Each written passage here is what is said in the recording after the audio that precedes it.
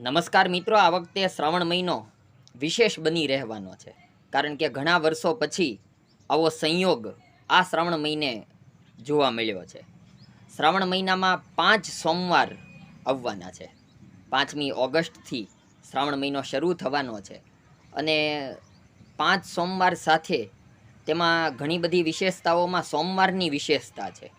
આપણે જાણીએ છીએ કે શંકર ભગવાન માટે સોમવારનો દિવસ પ્રિય માનવામાં આવે છે અને સોમવારે શિવ ભક્તોને અનેરો આનંદ હોય છે. આ વખતે 5 સોમવાર ઉપરાંત શ્રાવણ મહિનાની શરૂઆત સોમવાર વિશેષ જે યોગ થયો છે એ રક્ષાબંધન અને જન્માષ્ટમી એ પણ સોમવારે આવશે. એટલે સોમવારનો આખો યોગ વર્ષો પછી શ્રાવણ મહિનામાં જોવા મળ્યો છે.